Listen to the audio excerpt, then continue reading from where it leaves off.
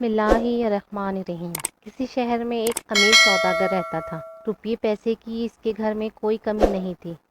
دور دراز ملکوں میں اس کا مال جاتا اور خوب منافع ہوتا۔ سوداگر کی دو بیٹیاں، بڑی بیٹی کا نام تھا سحر اور چھوٹی بیٹی کا نام تھا ریشم۔ بچیاں ابھی چھوٹی چھوٹی تھی کہ ان کی ماں کا انتقال ہو گیا۔ سوداگر کو بھی بیوی کی موت کا بہت صدمہ ہوا۔ اس نے پھر دوسری شادی نہیں کی کہ کچھ مرحوم بیوی کی محبت میں اور کچھ اس خیال سے کہ سوتیلی ماں نہ جانے میری بچیوں کے ساتھ کیسا سلوک کرے، لیکن اب وہ اپنا زیادہ تر وقت سفر میں گزارنے لگا۔ بچیوں کی پرورش اور دیکھ بھال کے لیے ایک بوڑھی آیا تھی اور ان نوکروں کی پوری فوج اس کے اشارے کی منتظر رہتی۔ محل نما مکان تھا، کسی چیز کی کمی نہیں تھی۔ بیجا لاڑ پیار سے لڑکیاں بگڑ رہی تھی۔ دونوں ہی نہایت پسند، ضدی، خود غرض، بدتمیز اور بد تہذیب بن گئی تھی۔ کسی بات میں نہ سننے کی عادت نہیں تھی۔ نوکروں کی شامت آئی رہتی۔ ذرا ذرا سی بات پر کسی کے بال نوچ لیے، کسی کے کان کاٹ دیا، کسی کو ڈنڈوں سے پٹائی ہوئی، کسی کو بجلی سے جلایا۔ اس پر بھی بس نہ تھا۔ جب باپ گھر آتے تو ان سے جھوٹی سچی شکایتیں لگاتے اور جب تک پٹوا نہ لیتے چین سے سانس نہ لیتے۔ سوداگر جب آتے تو دنیا بھر کی قیمتی کھلونے لے کر آتے۔ بیجا ناز نخرے اٹھاتے اور اپنی غیر حاضری کی کسر پوری کرنا چاہتے۔ اس سے ان کے دماغ اور زیادہ خراب ہو گئے تھے۔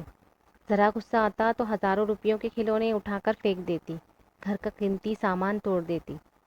نہ باپ کچھ بولتے اور نہ کسی اور کو بولنے کی ہمت تھی۔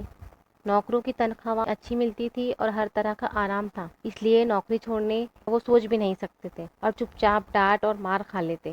جیسے جیسے بڑی ہوتی گئیں ان کی بدتمیزیاں منمانیاں بڑھتی گئیں۔ گھر کی طرف دیکھنے کا ہوش ہی نہیں تھا۔ ہر وقت اپنے بناؤ سنگار اور سیر سپاٹوں سے فرصت نہیں تھی۔ باپ نے پوری آزادی دے رکھی تھی اور بیٹیاں بالکل ہاتھ سے نکلی جا رہی تھی۔ بوڑھی آیا کبھی کبھی سمجھانے کی کوشش کرتی تو بڑھیا کی شامت ہی آ جاتی، اس کے بال نوچ کر رکھ دیتی۔ بڑی بیٹی سحر میں پھر بھی ذرا لحاظ باقی، لیکن چھوٹی بیٹی ریشم کی ناک میں تو نکیل ہی نہیں تھی۔ ہر وقت گھر میں ایک ہنگامہ رہتا۔ لڑکیاں دھیرے دھیرے نوجوانی پار کرنے لگی تو باپ کو بھی ہوش آیا۔ یوں بھی سوداگر اب بوڑھے ہو چلے تھے اور کچھ جوان بیٹیوں کا خیال اب انہوں نے سفر پر جانا کم کر دیا۔ شہر میں ہی رہ کر کاروبار سنبھالتے تھے۔ گھر میں رہنے کا موقع ملا تو بیٹیوں کے رنگ ڈھنگ بھی کھلے۔ سخت پریشان تھے اور چاہتے تھے کہ کسی طرح ان کے ہاتھ پیلے ہو جائیں۔ رشتوں کی کمی نہیں تھی، حالانکہ ان کی بدتمیزیوں کے چرچے دور دور تک پھیلے ہوئے تھے، لیکن کروڑ پتی باپ کی اولادیں تھیں۔ باپ کا جو کچھ تھا انہی دونوں کا تھا، لیکن ان لڑکیوں کو کوئی بھاتا ہی نہیں تھا۔ جو کوئی رشتہ آتا اس میں 100 عیب نکال کر رکھ دیتی۔ کسی لڑکے کا رنگ کالا ہے تو کسی کی آنکھیں چھوٹی ہوتی تو کسی کی ناک چپٹی ہوتی، کوئی بہت لمبا ہوتا تو کوئی چھوٹا۔ شکل و صورت اگر ٹھیک ٹھاک ہوتی تو ان کے طور طریقے پسند نہیں آتے۔ کوئی گنوار ہوتا تو کسی کی ہنسی کا انداز خراب ہوتا، کسی میں الو یا گدھے کی شباہت نظر آ جاتی۔ غرض ہر رشتے میں ہزاروں نقص نکالے جاتے اور نامنظور کر دیا جاتا۔ کئی دنوں تک دونوں بہنیں آنے والے رشتے کا مذاق بناتی رہتی۔ آخر بڑی بیٹی سحر کی شادی ہو گئی، لیکن چھوٹی ریشم کو تو کوئی پسند نہیں آتا تھا۔ اس کی خود سریاں اور بدتمیزیاں حد سے زیادہ بڑھ گئی تھیں۔ لوگ ان کے گھر میں قدم رکھتے ہوئے گھبراتے تھے کہ کیا پتہ کب کس کی عزت مٹی میں ملا دے۔ سوداگر سخت پریشان تھے۔ بیٹی کے رنگ ڈھنگ وقت سے پہلے بوڑھا کر دیا تھا۔ وہ باپ کی بھی نہیں سنتی تھی۔ عمر 30 کے قریب پہنچ رہی تھی۔ سوداگر کو فکر تھی کہ کل اس کی آنکھ بند ہو گئی تو اس لڑکی کا کیا ہوگا۔ دماغ 7ویں آسمان پر تھا اور مزاج کسی سے ملتے ہی نہیں تھے۔ سوداگر کے دوست بیٹا تھا جس کا نام تھا عادل۔ دونوں دوست شرکت میں کاروبار کرتے تھے۔ دوست کا انتقال ہوا تو بیٹے نے سارا کاروبار سنبھال لیا۔ بہت ہی نیک، سعادت مند اور سمجھدار لڑکا تھا۔ سوداگر کو اپنے باپ کی جگہ سمجھتا تھا اور ان کی بڑی عزت کرتا تھا۔ سوداگر جنہیں وہ چچا کہتا تھا، ان کی پریشانی اس سے دیکھی نہیں گئی۔ ایک دن اس نے سوداگر سے کہا، چچا میں آپ کی بیٹی سے شادی کرنے کو تیار ہوں، شرط یہ ہے کہ آپ میرے کسی عمل میں دخل مت دیجیے گا۔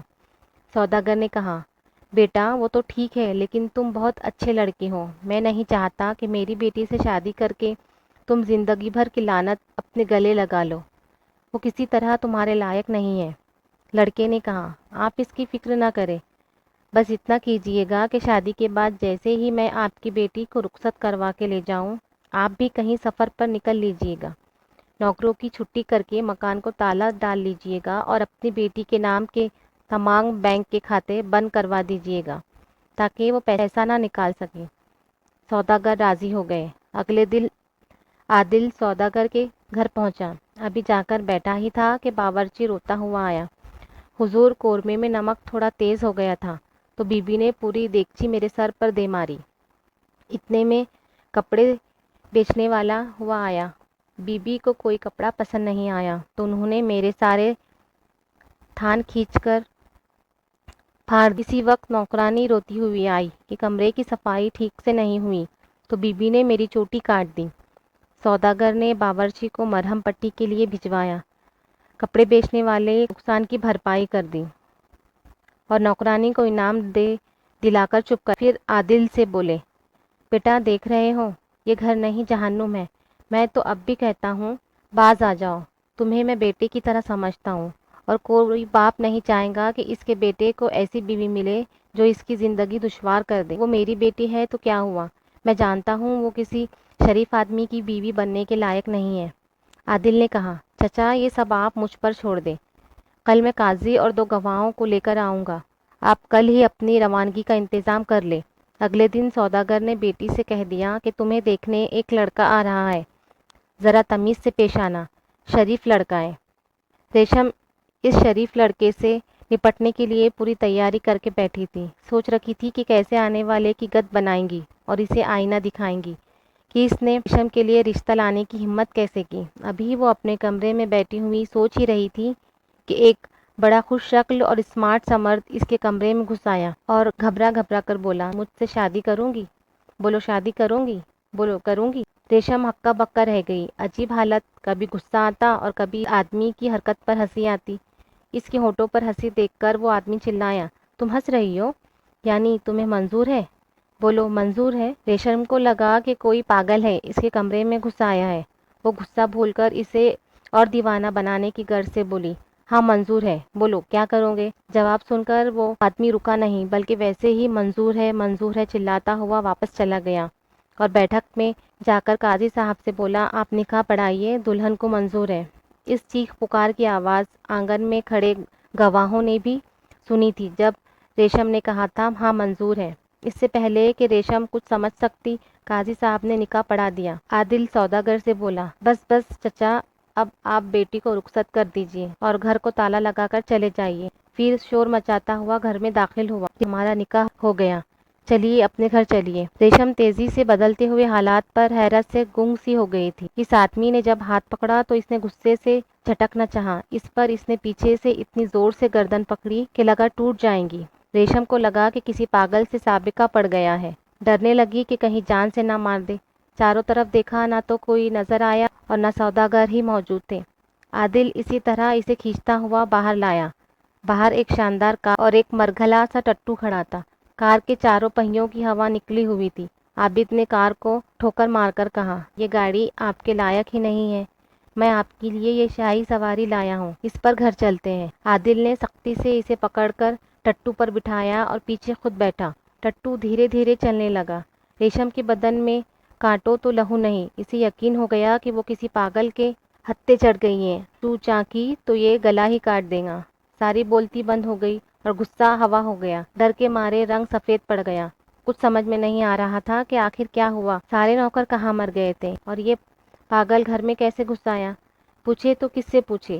پاگل ہر 2 قدم کے بعد ایک چابک ٹٹو کو مارتا اور ایک آدھ ریشم کے۔ وہ سی سی کرتی تو کہتا، ارے آپ کو لگ گئی کیا؟ معاف کر دیجیے، یہ نالائق گھوڑا ہے ہی بہت بدذات، نہ جانے کون سے راستوں سے لے کر آیا کہ وہ کسی کو مدد کے لیے بھی نہیں پکار سکی۔ آخر ایک چھوٹے سے مکان پہنچے جس میں صرف 2 کمرے تھے، کھڑکیوں میں سلاخیں لگی تھی اور آس پاس کوئی اور مکان بھی نہیں تھا۔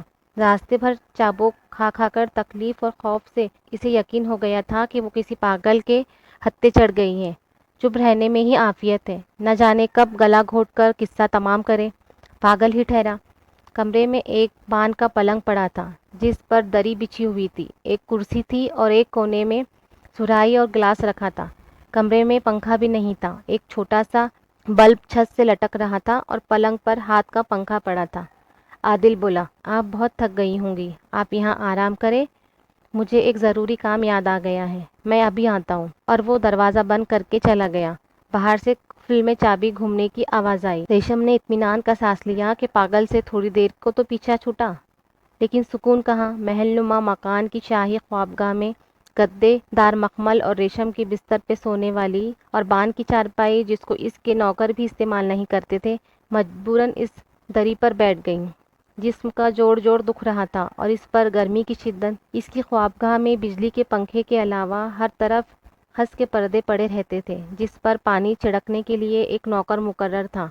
और कहाँ ये हाथ का पंखा, जो इसने ज़िंदगी में कभी छुआ भी नहीं था, लेकिन मजबूर होकर वही झुलना पड़ा। ज़रा ही देर में हाथ में छाले पड़ गए और खून रसने लगा। उठकर सुराही से पानी पिया। सख्त भूख लग रही थी, सुबह से कुछ नहीं खाया था। बाप ने आने वाले मेहमान के लिए बहुत कुछ पकवाया था, लेकिन रेशम ने सोचा था कि शादी के उम्मीदवार को घर से निकालकर आराम से बैठकर खाएंगी। क्या पता था कि मुसीबत आ पड़ेगी। कभी बहुत गुस्सा आता, जी चाहता कि ये सुराही, गिलास, पंखा सब उठाकर फेंक दे, लेकिन फिर इस पागल का ख्याल आता और जिस्म पर चाबुक के निशान दिखने लगते। यही सब सोचते सोचते आंख लग गई। असल मशहूर है कि नींद कांटों पर भी आ जाती है। न जाने कितनी देर सोई होंगी। आंख खुली तो जिस्म पसीने से तरबतर हो रहा था। कमरे में अंधेरा फैल चुका था। टटोल टटोल कर लाइट जलाई। कमरे में पीली सी रोशनी फैल गई। सुराही से पानी पिया, दरवाज़ा हिला डुला कर देखा। खिड़की के बाहर फैले अंधेरे से डर लगने लगा। थक हार कर फिर इसी पलंग पर बैठ गई, जिसके खटमलों ने दोपहर भर काटा था। रात हुई तो मच्छर भी निकल आए। गर्मी, मच्छर, खटमल, भूख, अंधेरा, डर, ऐसे हालात के बारे में तो इसने ख्वाब में भी नहीं सोचा था। बेबसी और बेचारगी की हद हो गई तो फूट फूट कर रोने लगी, लेकिन रोने से मसाइल हल नहीं होते। न जाने किस तरह सोते जागते, रोते धोते सुबह हुई। सुबह दरवाज़ा खुला और आबिद एक हाथ में मिट्टी का कुल्हड़ में चाय और डबल रोटी लिए अंदर दाखिल हुआ। सुबह बखैर, रात कैसी गुजरी? मुझे ख्याल ही नहीं रहा कि आप भूखी होंगी। काम में ऐसा उलझा था कि सुबह हो गई। देखिए, मैं आपके लिए स्पेशल सोंधी सोंधी चाय खुद अपने हाथ से बनाकर लाया हूँ। चलिए नाश्ता कर लीजिए। रेशम का जीत के चाय इसके मुंह पर दे मारे, लेकिन एक तो पागल का डर, ऊपर से भूख अपनी आखिरी हदों को छू रही थी। चुपचाप डबल रोटी चाय में भिगो के हलक से उतारी। वो जिसके नाश्ते की मेज़ दुनिया की नामतों से भरी हुई होती थी और ज़रा कमी पेशी हो जाए फिर खाने की चीज़ें उठा उठा कर फेंक दिया करती थी, आज चाय और सूखी डबल रोटी का नाश्ता कर रही थी। अपनी मजबूरी पर आंख से आंसू निकल आए। आदिल कुर्सी पर बैठा इसे गौर से देख रहा था। इसके आंसू देखकर बोला, आपकी आंखों में आंसू क्यों? क्या नाश्ता पसंद नहीं आया? लाइए इसे फेंक दूँ, दूसरा नाश्ता लाऊंगा जो आपके लायक हो। आदिल ने हाथ बढ़ाया तो रेशम घबरा कर बोली, नहीं नहीं ठीक है। इसे लगा कि 24 घंटे के बाद तो ये सूखी डबल रोटी मिली है, ये भी फेंक दी तो ना जाने कब खाने को मिलेगा। खाने के बाद रेशम ने डरते डरते इसकी तरफ देखा। वो हाथ में पकड़े चाबुक को घुमा रहा था। इसने हिम्मत करके कहा, मैं अपने अब्बा के पास जाना चाहती हूँ। आदिल बोला, आपके अब्बा तो सफ़र पर निकल गए। इन्हें इत्मीनान हो गया कि बेटी अपने घर की हो गई। रेशम ने जल कर सोचा, हाँ घर की हो गई, घर से बेघर हो गई है, लेकिन सिर्फ इतना बोली, मुझे घर पहुंचा दीजिए, अब यही आपका घर है। इस घर में तो आपके वालिद ताला डाल गए हैं और नौकरों की छुट्टी कर दी है। रेशम ये सुन के धक से रह गई। अभी कुछ और कहना चाहती थी कि आदिल खड़ा हो गया। अब मैं चलता हूँ, आप आराम करें, शाम को मुलाकात होगी। रेशम का दिल निकल गया कि यानी बगैर पंखे के यहाँ शाम तक भूखा रहना होगा। इसने धीरे से कहा, यहाँ गर्मी बहुत है, एक पंखा लगवा दीजिए। आदिल ऐसे बोला जैसे इसे पता ही ना हो। अरे यहाँ पंखा नहीं है? बड़े नालायक है ये लोग। मैंने बिजली वाले से ताकीद कर दी थी कि हमारी दुल्हन आ रही है, यहाँ पंखा लगा दे। अभी जाके इसकी खबर लेता हूँ। और वो ताला लगाकर चलता बना।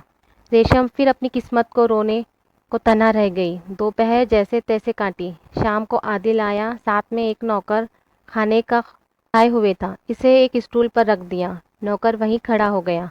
ख्वान में तरह तरह के खाने सजे हुए थे।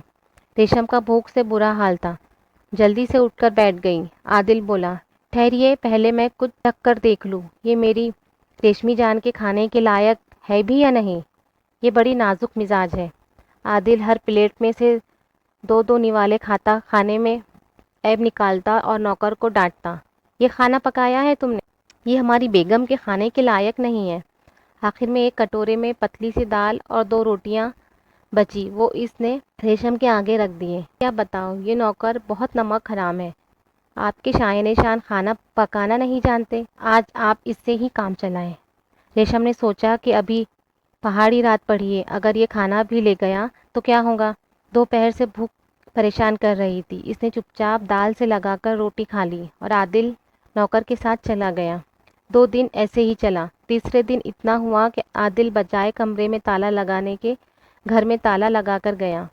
ریشم نے کمرے سے باہر نکل کر دیکھا، 2 کمروں کا مکان تھا، ایک باورچی خانہ بھی جہاں کھانا پکانے کا سامان موجود تھا۔ مٹی کے تیل کا اسٹو بھی تھا، لیکن کھانا پکانا کس کو آتا تھا؟ اسٹو جلاتے ہوئے ضرور ایک آدھ بار نوکروں کو دیکھا تھا، لیکن جلانا کون جانتا تھا؟ بھوک لگی تو اسٹو جلانے کی کوشش کی، کبھی بجھ جاتا اور کبھی بھڑک جاتا۔ ہاتھ جلے، آگے کے بالوں کی ایک لٹ جل گئی، لیکن اسٹو نہیں جلا۔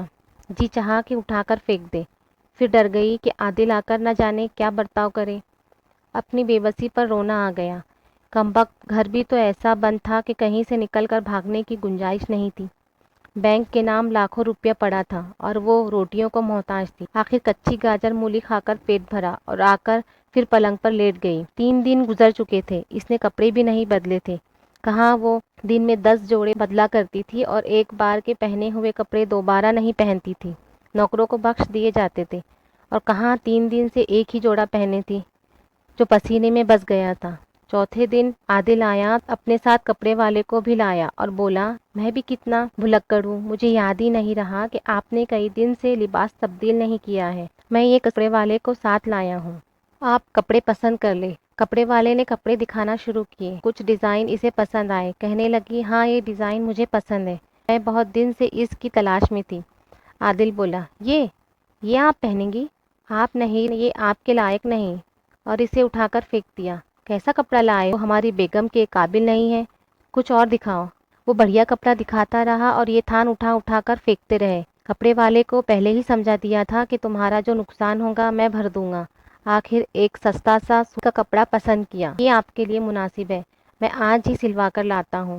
عادل کپڑے والے کے ساتھ چلا گیا اور ریشم کے پاس رونے کے سوا کوئی چارہ نہیں تھا۔ اگلے دن کپڑے سل کر آ گئے، جن میں نہ کوئی تراش خراش تھی اور نہ کوئی فیشن۔ ریشم جو شہر کی سب سے زیادہ فیشنیبل لڑکی سمجھی جاتی، اس نے بنا کچھ کہے خاموشی سے وہ لباس پہن لیا۔ 2 مہینے گزر گئے، دھیرے دھیرے کچھ سہولتیں ملنے شروع ہوئی، مثلاً کمرے میں پنکھا لگ گیا، ایک بڑھیا ملازمہ آ گئی جو برا بھلا کھانا پکا دیتی، لیکن ریشم باہر کی دنیا دیکھنے کو ترس گئی تھی۔ سارا غصہ، اکڑ، بدتمیزی، غرور ناک کے راستے نکل گیا تھا۔ عادل کے اشاروں پر ناچنے لگی تھی۔ 3 ماہ کے بعد جب ریشم بالکل ہی سیدھی ہو چکی تھی، ایک دن عادل ایک اٹیچی لے کر آیا اور ریشم سے کہا کہ اس میں کچھ کپڑے ہیں، جاؤ غسل کرو اور کوئی اچھا سا جوڑا پہن لو۔ ریشم اٹیچی لے کر کمرے میں آئی، کھول کر دیکھا تو حیران رہ گئی۔ بہت ہی اعلیٰ درجے کے قیمتی اور خوبصورت کئی جوڑے رکھے تھے، جیسے وہ پہنا کرتی تھی، اس سے بھی زیادہ قیمتی، ساتھ میں سنگار کا سامان اور زیور بھی تھے۔ ریشم کو بڑی دیر تک تو یقین ہی نہیں آیا کہ یہ مہربانی اس کے لیے ہے، پھر ڈر لگا کہ کہیں عادل اپنا ارادہ بدل نہ دے۔ ایک اچھا سا جوڑا پہن لیا، بہت دنوں کے بعد سنگار کیا، زیور پہنا، تیار ہو کر باہر آئی تو عادل تھوڑی دیر کے لیے بالکل ساکت سا رہ گیا۔ خوبصورت تو وہ تھی ہی، غرور، نخوت اور بدتمیزی نے سارا حسن بگاڑ دیا تھا۔ اب انسانیت کے جامع میں آئی تو سچ مچ حسین لگنے لگی۔ عادل اس کو لے کر باہر آئے، جہاں ایک شاندار کار ڈرائیور کے ساتھ موجود تھی۔ عادل اپنے ساتھ لے کر ایک بے حد شاندار اور خوبصورت بنگلے میں پہنچے۔ ریشم کو یہ سب خواب جیسا لگ رہا تھا۔ شوفر نے دروازہ کھولا، ملازم نے اٹیچی اٹھائی، عابد کے پیچھے پیچھے چلتے ہوئے دھیرے سے پوچھا، یہ کس کا گھر ہے؟ عادل کو اس کی سادگی پر ہنسی آ گئی۔ اس نے بتایا، یہ تمہارا بلکہ ہمارا گھر ہے۔ ریشم نے پوچھا، تو پھر وہ کس کا گھر تھا جس میں اتنے دن رہی؟ عادل نے کہا، وہ تمہاری امتحان گاہ تھی، وہاں سے کامیاب ہو کر تم یہاں تک پہنچی ہو۔ باتیں کرتے ہوئے دونوں اندر آئے تو ریشم کے لیے ایک اور حیرت کا سامان تھا۔ بیٹھک کے کمرے میں اس کے والد، بہن سحر اور بہنوئی موجود تھے۔ ریشم ان سے ایسے ملی جیسے صدیوں سے بچھڑی ہوئی تھی۔ سوداگر بیٹی کے رنگ ڈھنگ دیکھ کر حیران تھے۔ انہوں نے اسے اور عادل دونوں کو گلے سے لگا لیا۔ دونوں بہنیں اور سوداگر شکرانے کی نفل پڑھنے چلے گئے تو دونوں ہم زلف تنہا رہ گئے۔ سحر کے میاں نے عادل سے پوچھا، کیوں میاں، کتنے جوتے روز کھاتے ہو؟ عادل نے جواب دیا، جوتے کھانے والے اور ہوتے ہوں گے، ہم تو حکم چلاتے ہیں۔ ہم زلف بولے، رہنے دو یار، ریشم کے بد مزاجی سے ایک زمانہ واقف ہے، الو کسی اور کو بنانا۔ عادل بولے، ہم دونوں اپنی اپنی بیویوں کو بلواتے ہیں، دیکھتے ہیں پہلے کس کی بیوی آتی ہے۔ دونوں میں شرط لگ گئی۔ پہلے سحر کے میاں نے نوکر سے کہا، جاؤ ہماری بیگم سے کہو ہم نے بلایا ہے۔ نوکر نے آ کر کہا، بی بی آپ کے صاحب بلا رہے ہیں۔ سحر بولی، ان سے کہہ دو ابھی آ جاؤں گی، اتنے دن بعد بہن سے ملی ہوں، باتیں کر رہی ہوں۔ نوکر نے آ کر جواب دہرا دیا، بیگم سے جا کر کہو صاحب بلا رہے ہیں۔ نوکر نے جا کر ریشم سے کہا کہ آپ کو صاحب بلا رہے ہیں۔ وہ فوراً اٹھ کر بھاگی۔ سحر روکتی رہ گئی لیکن وہ بولی، نہیں آپا، وہ ناراض ہو جائیں گے۔ 2 منٹ کے اندر ریشم میاں کے بلاوے پر بیٹھک میں پہنچ گئی۔ سحر کے میاں نے حیرت سے دیکھا۔ عادل بیوی سے بولے، میں نے یہ کہنے کے لیے بلایا ہے کہ مہمانوں کے لیے کھانا لگوائیے۔ ریشم، جی اچھا کہہ کر فوراً ہی باورچی خانے چلی گئی۔ عادل سحر کے میاں سے بولے، اب کیا کہتے ہو؟ سحر کے میاں نے کہا، یار تم نے تو واقعی کمال کر دیا، میں شرط ہار گیا، جو کہو کرنے کو تیار ہوں۔ عادل بولے، تم سے کیا مانگو بھائی، تم بڑے ہو، ایک نصیحت یاد رکھنا، بیوی کے ساتھ پیار محبت سے رہو لیکن اسے سر پر مت چڑھاؤ۔